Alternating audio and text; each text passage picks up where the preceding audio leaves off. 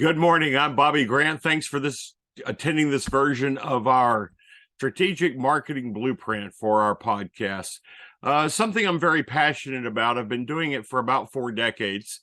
When I worked back at Apple Computer, we would have to do business plans annually for our dealer base, our VARs, our systems integrators. It was kind of a task that I thought needed improved upon, because a lot of people, that have business plans is sitting behind them on a shelf collecting dust. They maybe looked at it when they started the business, but really have not spent time going over it again. Majority of the businesses that I dealt with, a lot of software vendors, a lot of dealers, large dealers looking to expand into multiple units back in the 80s, really needed 3 items in order to raise funds for either from angel investors or from banks. And the business plan just being one of them, the second being a marketing plan, and the third being a financial plan. The marketing plan I see as the most critical factor in it.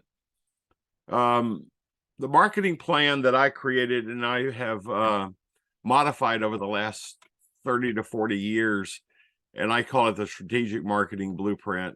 I always tell people, you're not going to ever think of building $1 million home without a set of blueprints. Why are you even thinking about building $1 million business without a blueprint? And that's how I and my team came up with the strategic marketing blueprint program. I've done literally hundreds of these for business owners, and they've been very effective for those who use it. And that I'm going to qualify that. You've got to use it. And I've developed it to be monitored on a monthly basis. And I work with my clients on a monthly basis to go through the KPIs, or the key performance indicators, to monitor steps. Instead of waiting a year to look at it, we know on a 30-day basis whether we're growing, doing the steps correctly or not. So I want to take you through why this is critical and why it's important. First thing you have to do as an owner, you better be ready to fight for your success. Most business owners, I think, today are complacent. They're happy with the way they're doing things. They don't want to fight for their success. They don't want to grow. Maybe they think they want to grow, but they're not going to want to do the things that it really takes to grow. And I tell the clients I work with, my job's to make you feel uncomfortable. I'm not there to make you feel good. I'm there to teach you to do the hard things that you need to do to grow your business, whether it be revenue, customers, or whatever. And originally I created the proven three-step system that I have over 2,000 locations utilizing this. And that's real simple. It's a process to get more clients, to get those clients coming back more often, and to get those clients buying more when they're with you. And if you can do that, you can grow your business 28 to 44% without any advertising. And that's what we want to look at when we do the strategic marketing blueprint. What do we have to do? And I've done it for people with 1 employee that knows that they've got to add people as certain milestones are met. And that's what the strategic marketing blueprint's about. It's a blueprint of your business marketing plan that's going to grow with you. And we need to know that, because then we need to tie financial things. And I'm getting ahead of myself here, but we need to be able to do that. So the strategic marketing blueprint, the first question I ask business owners, and 95% of the business owners get this question wrong. I ask them, what business are you in? And that tells me a lot about the business owner if they don't understand the true business they're in. And I'm going to go over that more in another podcast about being in the business that, working and fighting for your success. So that will be another podcast. But the strategic marketing blueprint is to define all the marketing items that have to be done for your business to grow. So, and who are the players involved? Now, people will say, well, I'm a one-person shop. I don't have players. No, but you don't. But there are certain milestones you're going to hit when these players are added to your plan. And we need to define when that is. What milestones have to be met? When that person comes on board, what is their job task? What are the things that they must do on a monthly basis? And how are we going to monitor them? And you as a business owner, how are you going to monitor the steps that they're doing? Or if you have an existing employees, putting them on plans. And this is not a plan to be punish them. It is a plan to make them more productive. And when you make them more productive and show them how to be productive, they're going to be better employees for you. They're going to be better staff members because they're going to see where you're giving them responsibilities to define their area of expertise and to grow. And you'll find who's going to work for you and who's not going to work for you by defining these people. Okay. So the strategic marketing blueprint is just that. And when I start with some people, it may be only 10, 15 pages. I've got one that we're up to about 250 pages on it because it's developed out because they not only deal with Salesforce, but they deal with a service force, because with any sales force, how are you going to service what you're doing? Who's involved with that? How many people are you going to need? What's the funding or what's the impact of a sales call? How do we make money and pay for our sales team and our service team? Okay. So all those things have to be looked at and they have to be really defined in the plan. You cannot wing this. This is something that has to be thought out. And I learned a lot of this through my years at Apple, developing these business plans with our resellers. We had to really look at, when are we going to bring certain people on board? When are we going to bring the next salesperson on board? When are we going to take our 5 salespeople and maybe cultivate one of them to be a manager or a regional VP, whatever the titles you're going to have? When do we do that? What are the goals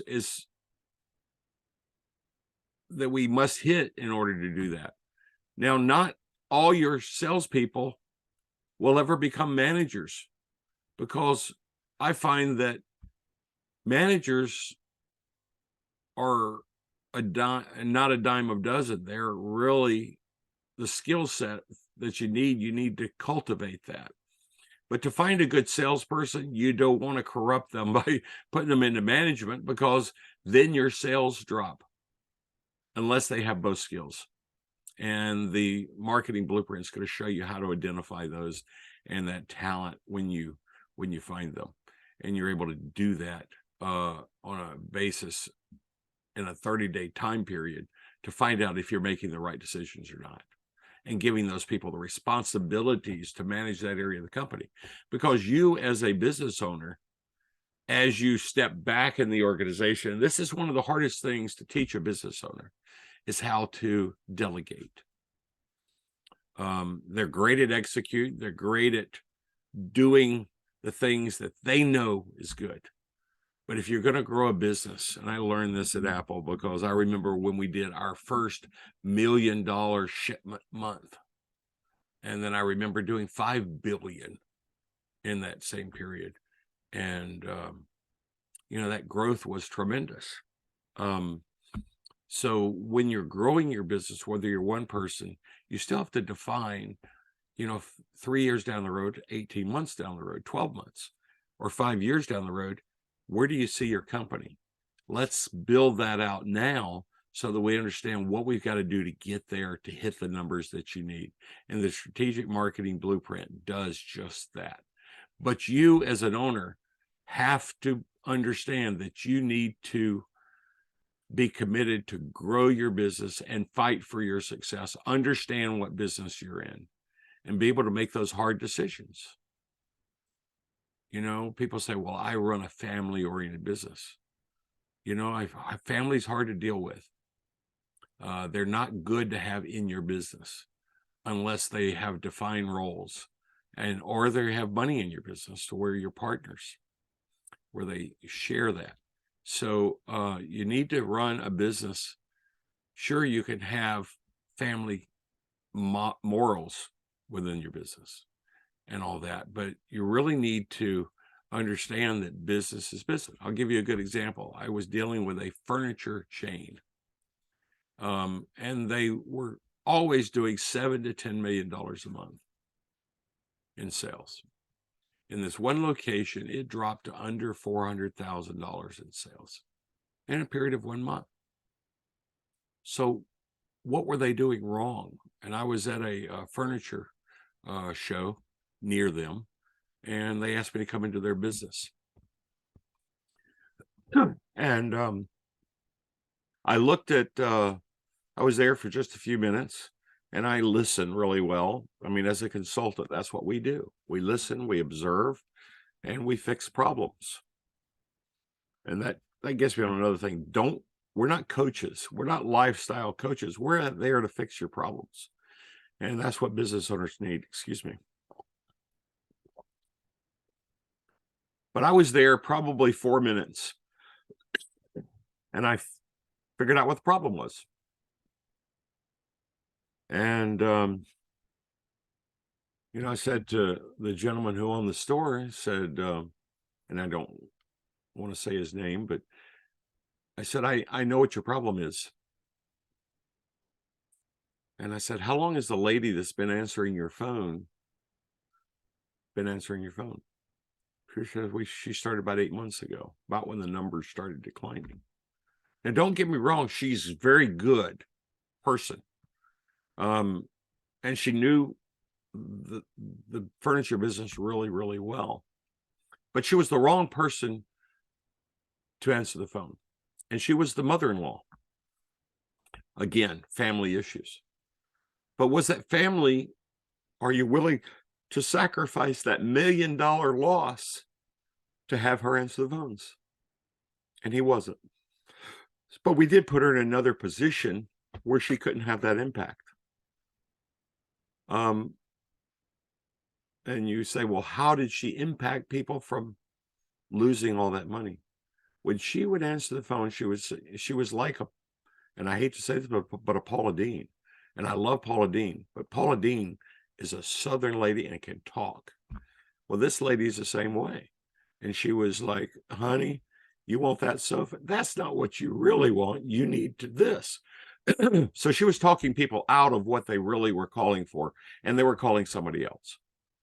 So we need to watch these type of things and manage the type of things and put people in the right positions, from your front end of your store to the back end where you do your shipments, to the people that deliver products, the people that service the products. We need to look at this. And that's what the blueprint is all about, to give us a total blueprint of your business and how we market that business.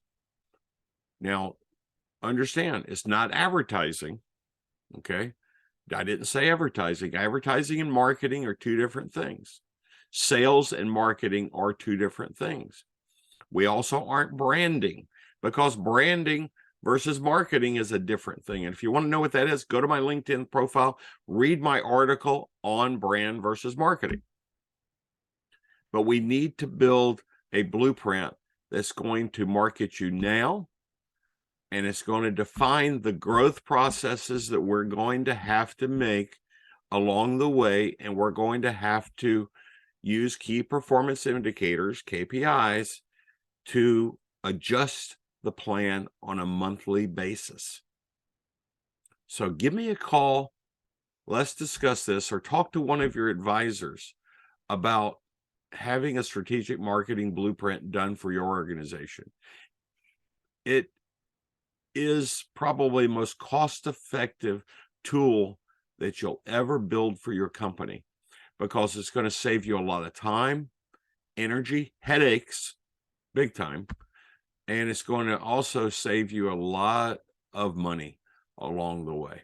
So I appreciate you being here, listening for this podcast. So give me a call or an email, and we'll have a conversation. Have a good day, everybody.